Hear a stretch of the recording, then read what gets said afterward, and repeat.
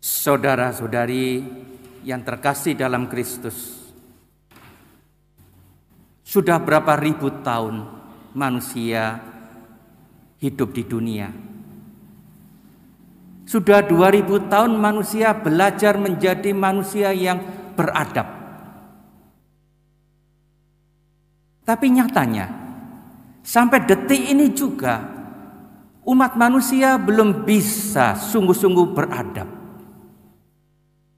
Konflik, kekerasan, dan peperangan masih terjadi. Ratusan ribu orang mati, menderita akibat perang. Manusia membalas kejahatan dengan kejahatan. Masih mending kalau manusia membalas yang jahat dengan kejahatan yang setara. Itu buruk, tetapi masih mending. Karena lebih buruk lagi, manusia membalas kejahatan sesama dengan lebih jahat lagi. Begitulah terus orang saling membalas dendam.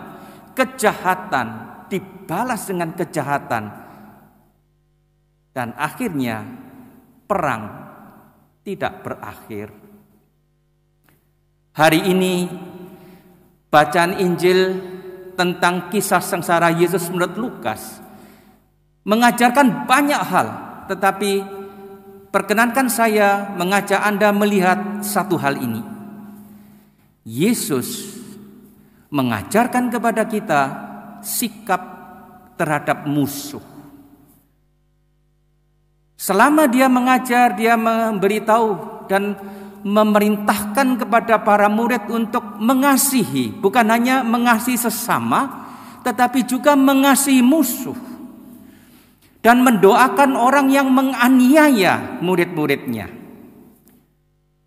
Dia mengajarkan kalau orang menampar pipi kanan, berikan pipi kiri. Dia tidak mengajar, hanya mengajar.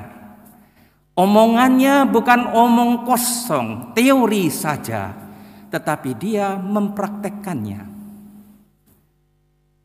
Tadi kita mendengar bagaimana Yesus menyembuhkan telinga yang terpotong oleh pedang muridnya dan menyembuhkan telinga orang itu. Yesus menyembuhkan telinga musuhnya yang menangkap dia. Ketika Pilatus dan Herodes bekerja sama untuk menghakimi Yesus, dua orang yang semula bermusuhan, gara-gara Yesus bisa berdamai. Luar biasa sekali karya Yesus mendamaikan dua orang yang semula bermusuhan. Dan ketika dia disalib, dia mendoakan orang yang membunuhnya. Dia mendoakan mereka dengan mengatakan bahwa mereka itu tidak tahu apa yang mereka lakukan.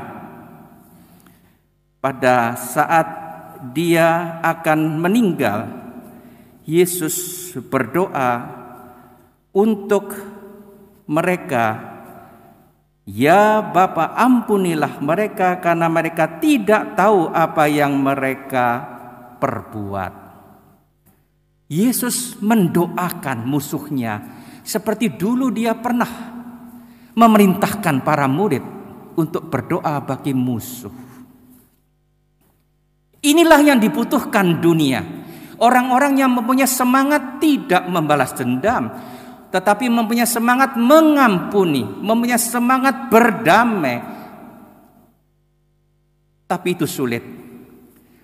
Beberapa hari yang lalu saya mendengarkan siaran radio Katolik dari Amerika. Dalam wawancara radio itu seorang bertanya kepada pastor yang mengasuh acara itu, "Romo, Apakah Romo pernah mendoakan orang yang membenci Romo dan menyusahkan Romo? Untungnya Romo itu dengan segera mengatakan, ya, saya sering mendoakan mereka dan berhari-hari. Inilah yang kita butuhkan. Dunia membutuhkan semangat ini agar terjadi perdamaian.